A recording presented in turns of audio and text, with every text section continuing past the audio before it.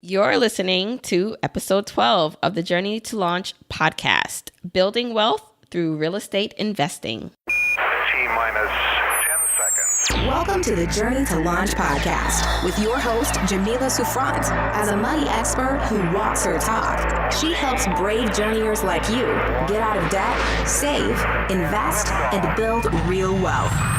Join her on the journey to launch to financial freedom in 5, 4, 3, 2, 1.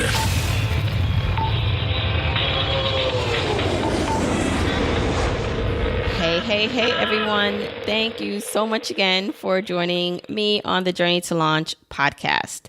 This week's episode, I think, is another great one, if I must say so myself, and I really hope you enjoy it.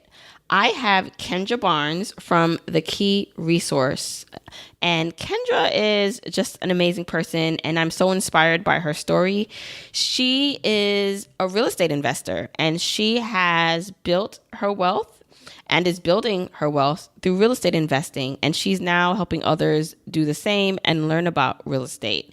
And so I can't wait to get into all this great information that Kendra shares about her journey and about what she did to get into real estate and how you can get into real estate investing too, if you're interested in it. Last week, I spoke with Bryce and Kristy on episode 11, and they talked about not buying real estate, how not investing in a home and in the high cost of area living they were in really propelled them to be able to retire by the age of 31. And so Kristy and Bryce, they don't think home ownership was something that was for them, and they chose to go an opposite way. And I think it's pretty cool to have Kendra on this episode because she is using real estate as a means to build wealth. And I thought it would be good to have the two opposing or just opposite views on back to back. And so that way you can listen to either episode, which I would actually recommend whether you are or not interested in investing in real estate to listen to both. So that way you can just get a full idea, both sides of the spectrum on what each opinion is on it. Because I think both of the guests, so Kendra and last week's guests, would agree on that you really just have to do your research and make sure you're investing for the right reasons. And yeah, I'm just so excited because what I want this podcast to do, what I want these episodes to do is plant seeds in your mind. And so I don't necessarily want to tell you what to do. I want to give you options. I want to plant those seeds in your mind so that you can choose to water them, to explore them further, and choose what works best for you after doing research. And so, yeah, I'm really excited to get into this episode with Kendra. We talk about how Kendra was able to own and operate 7 rental units by the time she was 30 years old, how she got into real estate investing, not knowing much, how her and her husband bought their first property, and just some of the little hacks that they use to be able to afford it, which she'll share and we'll go into if you're looking at getting into real estate.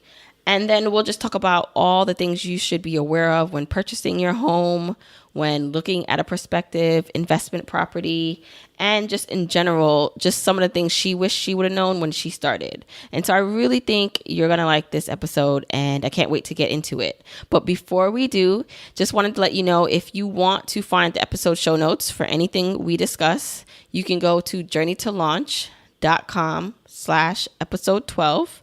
And as I always say, if you are enjoying the content, please share this podcast, this episode with your friends and family. Spread the word. That's the best way that this gets out to everyone. And of course, wherever you're listening to, don't forget to subscribe. And if you're listening in iTunes, please rate, review, and subscribe. As you know, that really, really helps my ratings and me get more out there again. So without further ado, let's jump right into this episode with Kendra. Hi, Kendra Barnes. Thank you so much for joining the Journey to Launch podcast. I'm happy to have you on. Thanks for having me. And I want you to introduce yourself to my audience. Some people might already know who you are, but just in case they don't, tell us a little bit more about yourself. So my name is Kendra. I am an economist by day, a real estate investor by night, and I basically empower and educate people on building wealth through real estate investment. Right. And I mean, I think and you also, so your brand is called The Key Resource, right? Yes, the key resource. And you share your journey with your real estate investments, which we'll get into what you actually do and how you help people. But I thought it was interesting to have you on because last week's episode that aired, actually, I had on Kristy and Bryce, who decided to not buy real estate. They were from Canada, and instead of buying real estate, they decided that it would be a better investment for them to invest in the stock market and save their money and retire early. And so I think it's a really good balance to have you on this week's episode because you're coming from a different perspective because you are using real estate to build wealth, right? Right. Yes. So can you talk a little bit about that? Like so how did you get started in real estate? Kind of randomly, a few years ago, my husband and I were playing a game called Cash Flow. Are you familiar? I've heard of it. Is that the Dave Ramsey one? Yes. And, or no, actually it's the author of Rich Dad, Poor Dad. Oh, okay. Yeah. He has a game called Cash Flow. And basically the object of the game is to get out of the rat race, which typically means you're 9 to 5. But to do that, you had to like invest in real estate or invest in stocks, mutual funds, things like that, right? And your passive income had to be greater than your expenses to get out of the rat race. So like seriously, before playing that game, we had never, ever, ever considered getting rental property. And when we left that game, we were like, oh my gosh, we're going about life all wrong. Not because we feel like everyone has to invest in real estate, but just for our personal goals. We weren't doing anything to like aggressively build wealth, So that's how we got started. And so when was this? Like how old were you when you played this game and had this epiphany? I think I was like 26 at the time. So it was just like 4 years ago. Okay. So 4 years ago, you're playing this game, you and your husband, and you realize that, wait, like we need to be doing more with our lives. We need to be investing, right? Yes, we left immediately and kind of did things like all wrong, which is why I started the Key Resource because there was no one to tell us like what to do and how to start. But we immediately started looking for rental properties like the next day. So where were you located at that time? In DC. Okay. So how was the market like at that point? Was it affordable or like how were you looking and thinking you're going to afford these properties? DC has always been really expensive, but it was not as expensive then as it is now. And we basically started off by looking in like up and coming neighborhoods that we thought would have potential, but we had no idea if it really would. But that's all we could afford was like kind of the up and coming, like rough around the edges type areas. Mm-hmm.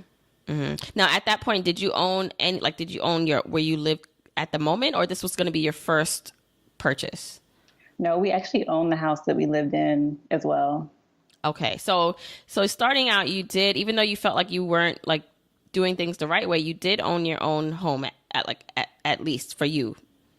Yeah. And we bought that house and we really were like, this is it. Like we're doing it. We have these government jobs, we have this house, and we never really thought beyond that until we played that game. And we got that first rental property, and then we were like hooked. Like we're addicted now. It's like our favorite thing. Yeah, that game. Okay. So then, yeah. All right. So now you're looking for property in DC. And what was the process that it took for you to, like, did you have to put down 20% like they suggest you do what investment properties, or like how did you finance this? Yeah. So we found the property. It was like around 220,000. We're like, oh, okay, that's cool. And when they told us we had to put 20% down, we were like, where are we going to get that money? And at the time, my husband tried to convince me, like, let's move out of our house, rent it out, and live in one of the units. Because when you live in it as a primary residence, you only have to put down like 3.5% in some instances based on the loan, right? Mm-hmm. But I could not see the vision, Jamila. Like, I was like, I'm not leaving my big house with my garage and like my fence and backyard to live in this. It was a duplex. Like, I don't want to live in a small apartment, but really, like what I tell people now is if you're not already wealthy, you have to sacrifice to build wealth. Like it's not easy. So I kind of wish we would have house hacked then, like moved in it and saved money. Mm-hmm. But what we did to afford it was we borrowed from our retirement. And so, and now that's interesting because as you know, because we follow each other on our social media is that like I'm a big proponent of investing in retirement accounts and then leaving it there and not touching it. But in your case, because I mean, I'm talking to you how many years later, and so obviously it worked out for you. But what was that process like? So you borrowed from your 401k the 20% to put down for the home?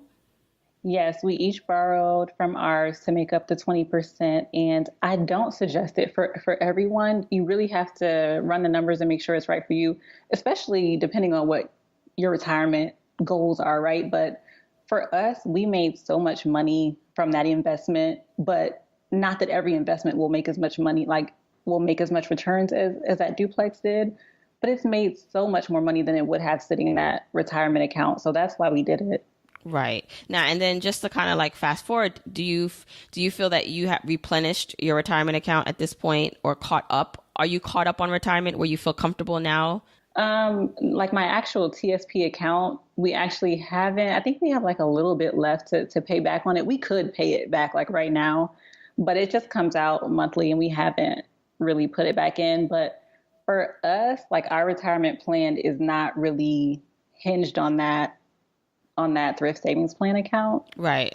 Yeah. I would imagine it's probably based on cash flow from your real estate portfolio that you're going to build. And I've heard that before. It's interesting because I've heard from a few people that they're not necessarily banking on, like returns or dividends from their stocks or their retirement funds, but the cash flow from real estate to fund their retirement. So I think that's interesting. Right. So, all right. So you bought your first property and so you never moved in at that point. You were still living in your primary home and then you bought the duplex.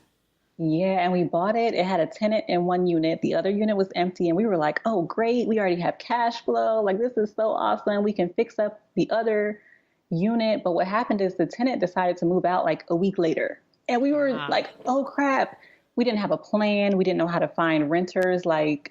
And this is another reason why I started the Key Resource, because people, getting started need to have like a plan and really need to know what you're getting into, because we were scrambling to try to hurry up and figure out how we were going to make money now that our renter moved out. Mm-hmm. And so I imagine you eventually found renters for the units. Well, what we did was we ended up putting the unit on Airbnb. We put one on Airbnb.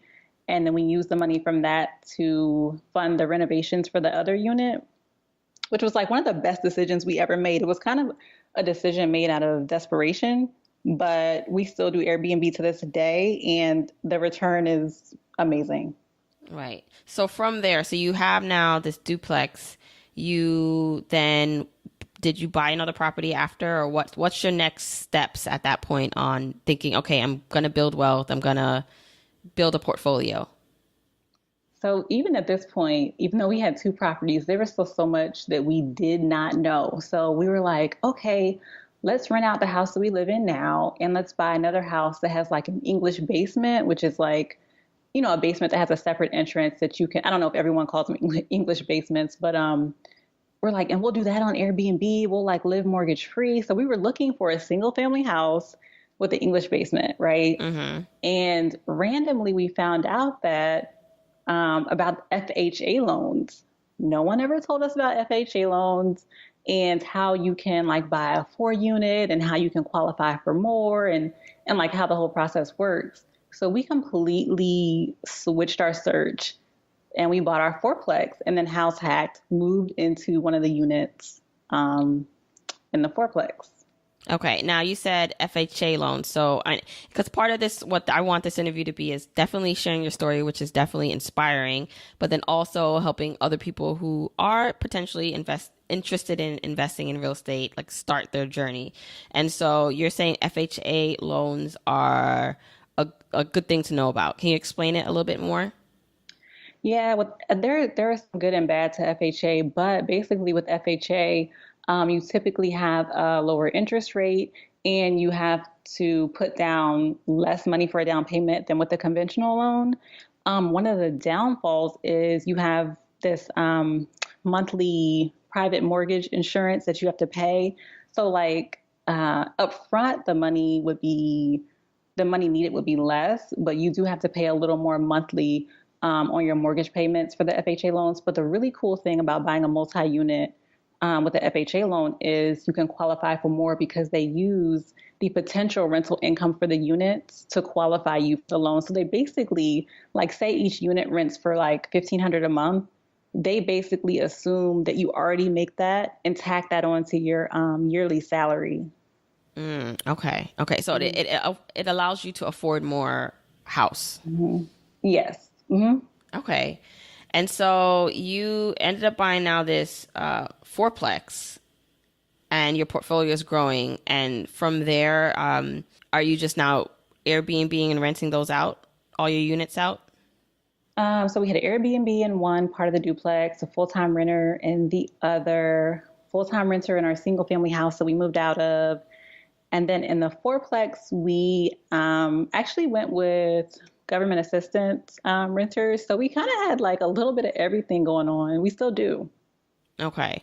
Now, and so what I'm hearing is that you bought, essentially you owned 3 properties, but then like the 2 that you bought for investments, you were really able to get the tenants and figure out a way to make sure that it was at least paying the mortgage. So how did you decipher that those were good investments? So if someone's right now thinking that they do want to get into real estate and they want to buy a unit, like what should determine that it's going to be a good investment when they're looking? That's a really good question. And it kind of depends on the city. But with our 4-unit, we knew the area was changing just based on like the direction DC was going. It was really close to like metro stations. And when we bought it, we knew the rent was going to kind of go up in the next year or two, but we had no idea. Like literally within 6 months of us buying it, the rents for that neighborhood doubled. And so what we thought was going to be an amazing return on investment, like skyrocketed. That was nothing we could have planned. And I mean, real estate is super risky. Like you never know. So you have to be willing to like take risk. And then do your research, right? So you can't just like jump into any market blindly. You have to really understand the rental rates, what things are selling for, and all that. Yeah. So what I suggest to most people is to check 2 things if you're trying to figure out like around about what you could get for a rental unit. First, check whatever like housing office that's in your area. Like for us, it's the DC housing office. They list their rental rates for Section 8.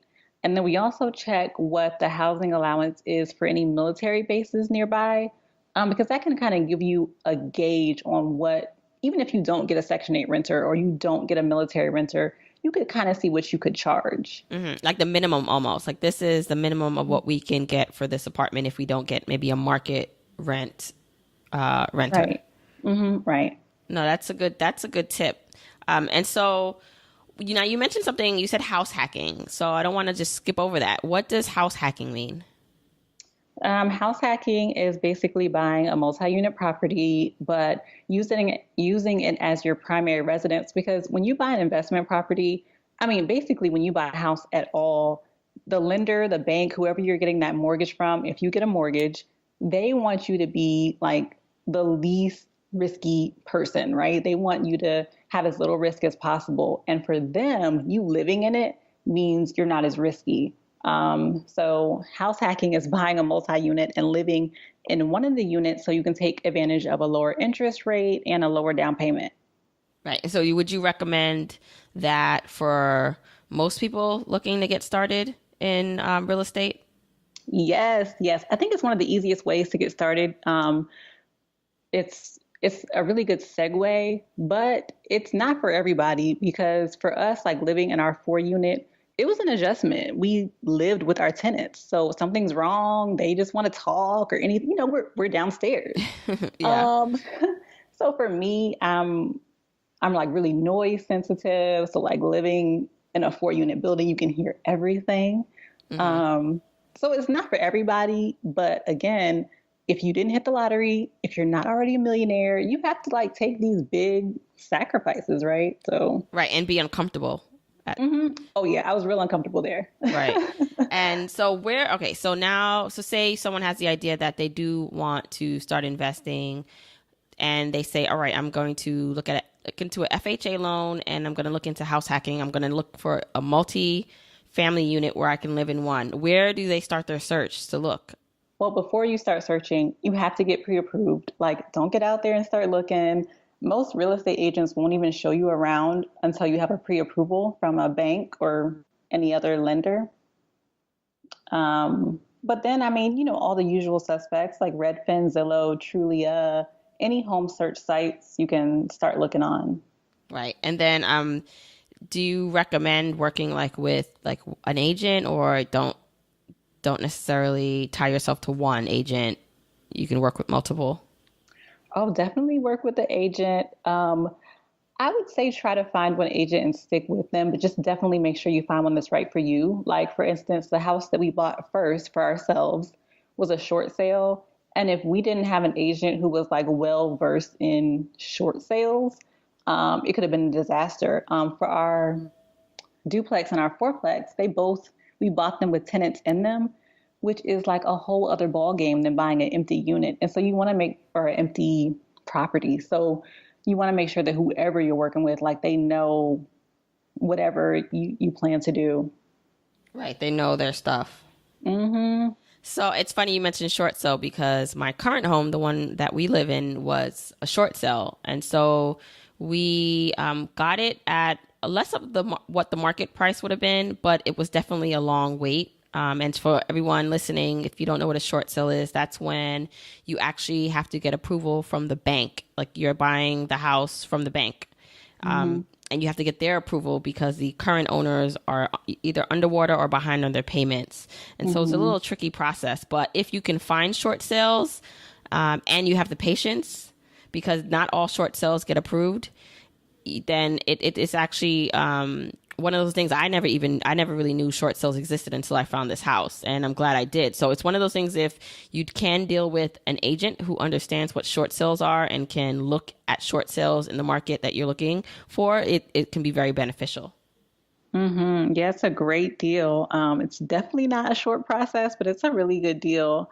And definitely ask, if you find a short sale, make sure you ask if the price you see on the listing is an actual short sale approved price, because a lot of times, if you see whatever price they have on Zillow or whatever site you're using, that might not be what the bank is approving to sell it for. So right. that's the first question. Yeah. And then if it's not that price, say the bank is wanting more, you might put in that offer, wait that whole time, because the process takes a long time to get through all the red tape to say, to have you be denied.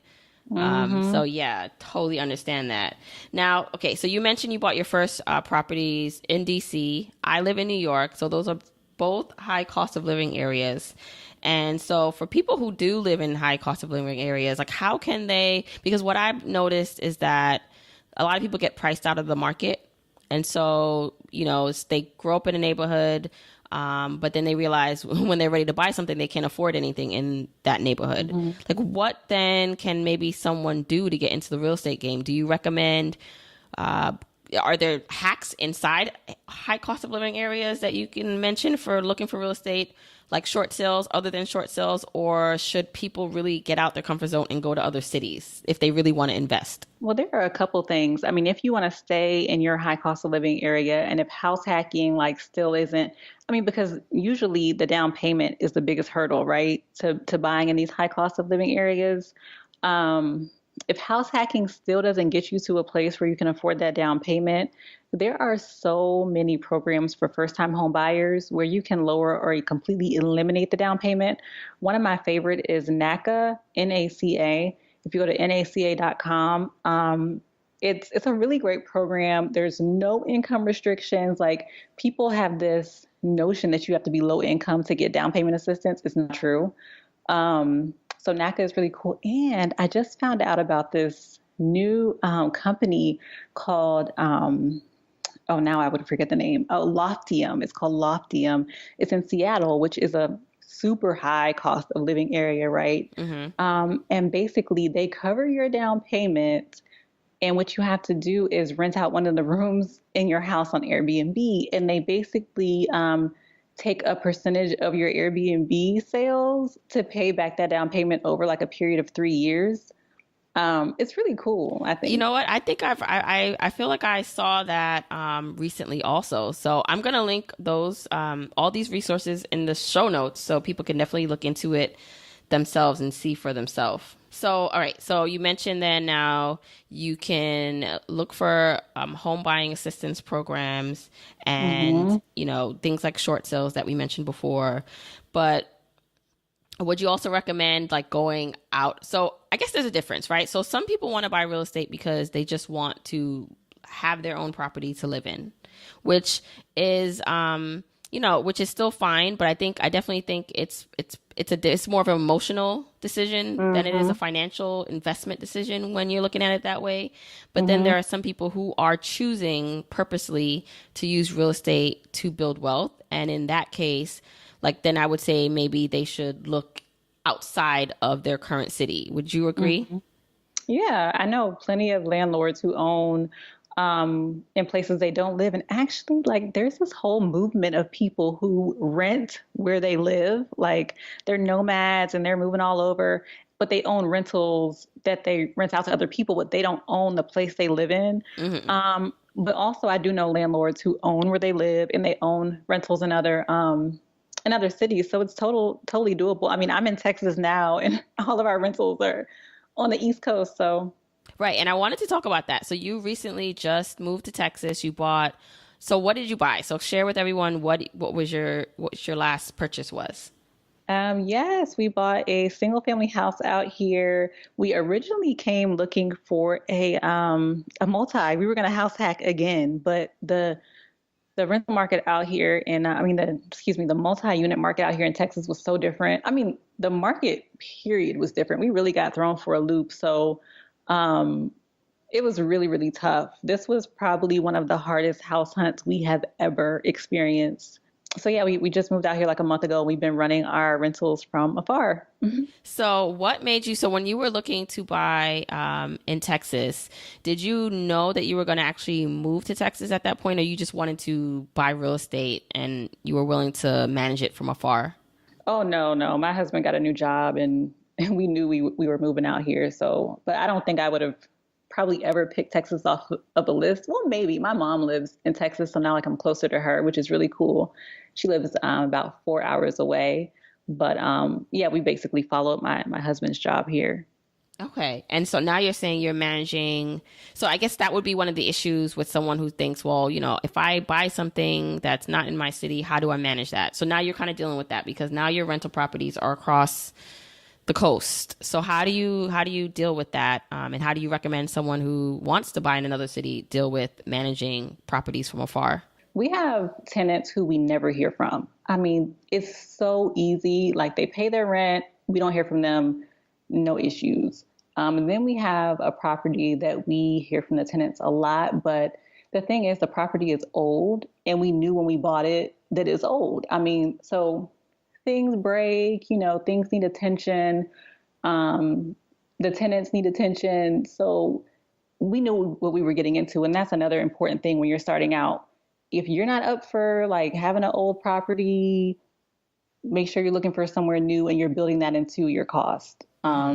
It's just really important to know your end goal when you start, because we knew exactly what we were getting into when we got that property. But for us, with the return that we're getting from it, it's worth it for now. Right. Now, do you hire someone that is local that goes to the units if there's an issue? Yes, we do. We have, I wouldn't say property manager because we do all the administrative managing, but we have like a repair person. Right. And logistically, the tenants, like, how do they send you checks? Is it all electronic? Yeah, I use this really cool app or site called Cozy. So it's electronic that way. Okay. So no, that seems pretty cool.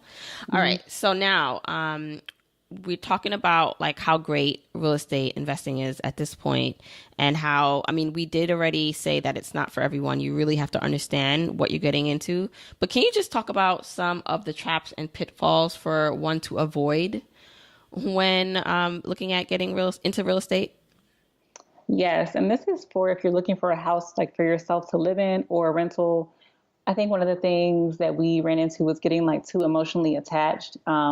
Because just because you like a house or love a house and your offer gets accepted does not mean it's yours. There are like 3 or 4 different things that can happen between the time you say you want the house and the time you would sign the papers that could make the deal fall through. And so many times our deals have fallen through and we have been like devastated, like we're done. We don't want to look anymore. But always like what's come after that and what deal we've gotten after that has been so much better than what we were so distraught about. So it's, yeah, don't get like too emotionally attached. There will always be something better out there. Right. And kind of like that statement, like what's for you is for you. So definitely you'll be disappointed at first, maybe if something doesn't come through, but if you keep at it, you'll get what you need. Yeah, definitely. So, all right. And then we talked about some costs. So I know we mentioned down payment, but what I thought was interesting is that on, last week's episode, when I spoke to Kristy and Bryce, they were mentioning that, when someone looks at buying real estate, they only look at, and then say someone buys real estate, they buy it at a certain price, and then they turn around maybe in 5, 6, 7 years, they sell it and they have a profit. They make a sale. They talked about how much cost people don't assume or don't consider that they should, because maybe if they did, they would realize that their gain is not as much as they thought it was. And so can you talk about that a little bit? So like, I know that if you are looking not only in maintaining your home, so you have maintenance cost, you have taxes. When you're looking to sell it, you have sales costs to the broker and transfer taxes. So can you talk a little bit about like all like different costs associated with not only buying but owning and selling a home, so one can make like a full picture decision when looking at it? Yes. So 2 things. One, if you did own a property and you sold it, you have to pay taxes on the money you make from the sale, right? But there are like, I won't even say loophole because that makes it sound like it's not legal, but it's very legal, where you can get exempt from those taxes if you buy another property within, I think it's like 180 days, but don't quote me on that. But there are ways to get around like paying crazy amounts of taxes if you make a lot of money from the sale of your home. Second, yes, with running and owning a rental property, there are always costs that could be accrued.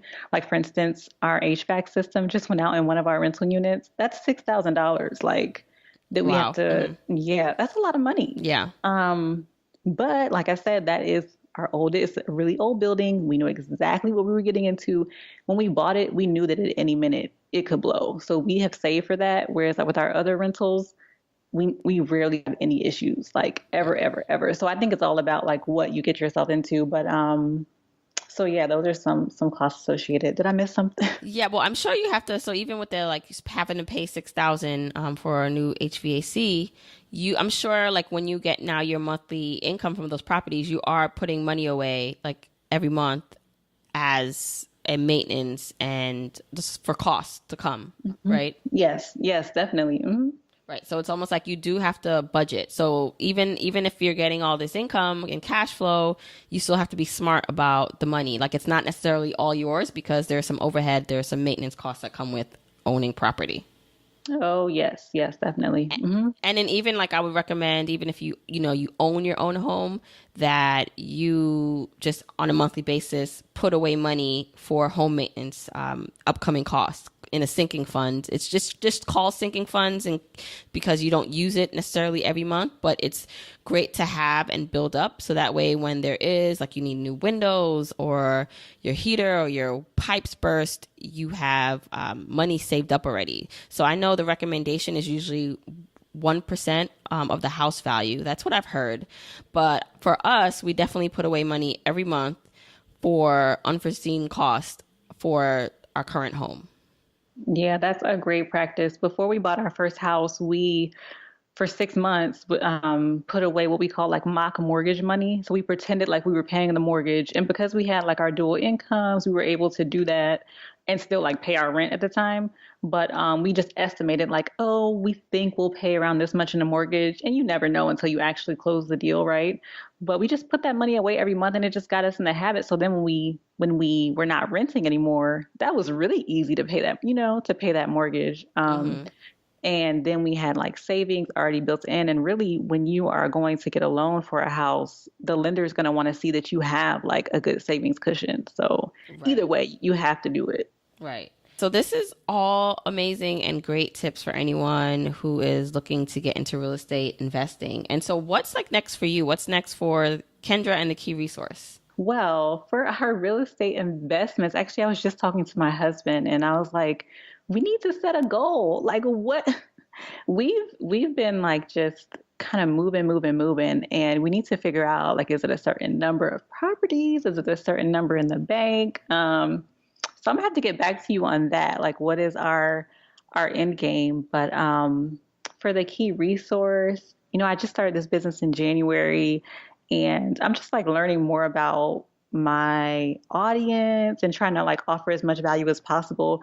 But one of the things I don't want to do is make people think that like they have to invest in real estate, because there are so many other ways to build wealth. But I just want to be what we needed when we started, because we started so randomly and like so wrong. But so yeah, that's it. Just trying to help people like in any way that I can. Right. No, that's excellent. And you are definitely helping people, because I think real estate is something, like you said, like when you started, you didn't really have much resources or guidance on what to do. And that's what I love about the internet, is that nowadays, because of all these social media platforms, we can connect with people and be inspired and learn from people who are actually doing the things that, one, we never probably thought were possible, and then two, that we didn't know how to do ourselves, but we can watch from afar and ask questions. So I think what you're doing is really, really good. And where can people find you? So if someone wants to get in touch, get to know you better, where can they reach you? Instagram. So at the Key Resource on Instagram, you can find everything there. So yeah, like send me a message. I definitely answer like all direct messages. You can email me. So yeah, I'd love to talk to you guys. All right. This was great. Thank you so much, Kendra. Thanks, Jamila.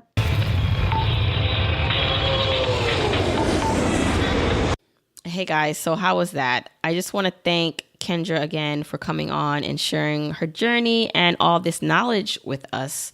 And so if you want to reach out to Kendra, you can find her at thekeyresource.info, and I'll have that in the show notes at journeytolaunch.com/episode 12. But yeah, I really thought Kendra sharing her journey and how she just had this epiphany moment with her husband after playing a board game, how she figured that she needed to do more, and she figured that real estate investing was the way to go.